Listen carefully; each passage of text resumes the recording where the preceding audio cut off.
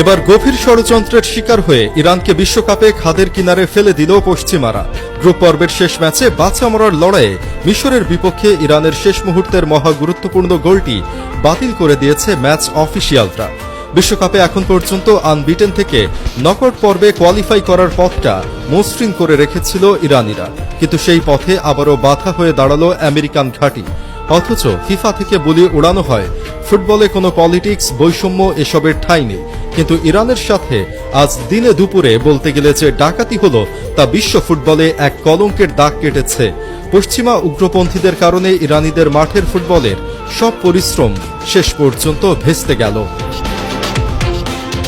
অনেক football analyst ও সমর্থকদের মতে পশ্চিমারা ফুটবলের নিয়মকে ঢাল বানিয়ে ইরানের সাথে এক ধরনের অন্যায় করেছে।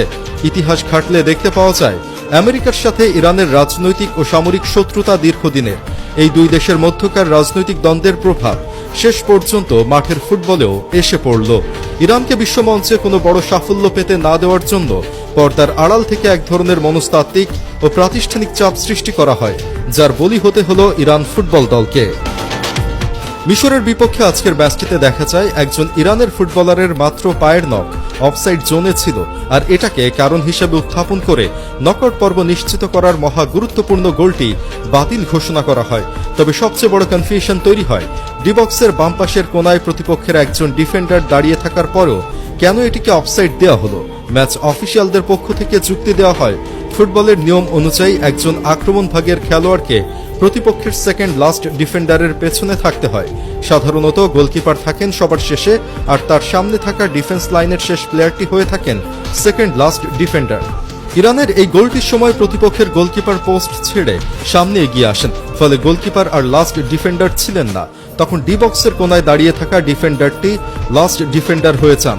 গোলকিপার সামনে চলে আসায় অফসাইডের পুরো হিসাব ও লাইনটি বদলে যায়। নতুন নিয়ম করা এই অফসাইড লাইনের চেয়ে ইরানের খেলোয়াড়ের পায়ের নখ সামান্য এগিয়েছিল, আর এই কিঞ্চিত নিয়মের কারণেই রেফারি গোলটি বাতিল করেন। খেলার মাঠে এত সূক্ষ্ম নিয়ম এবং খুঁত খুঁজে বের করার প্রবণতা অনেক সময় বড় দলগুলোর পক্ষে রেফারিরা তা এড়িয়ে যান। ভিআর রিভিউ পর্যন্ত যাওয়া হয় না, কিন্তু যখনই কোনো ম্যাচে ইরান বা মিডল ইস্টের মুসলিম কোনো দেশ লড়াকু পারফরমেন্স দেখায়, তখনই নিয়মের কড়াকড়ি যেন একটু বেশি চোখে পড়ে।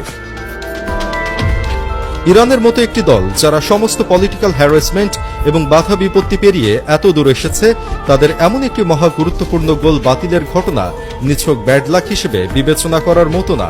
শেষমেশ বলা যায় এটি পশ্চিমাদের দীর্ঘদিনের জমে থাকা শত্রুতার চালবাজি ছাড়া আর কিছুই নয়।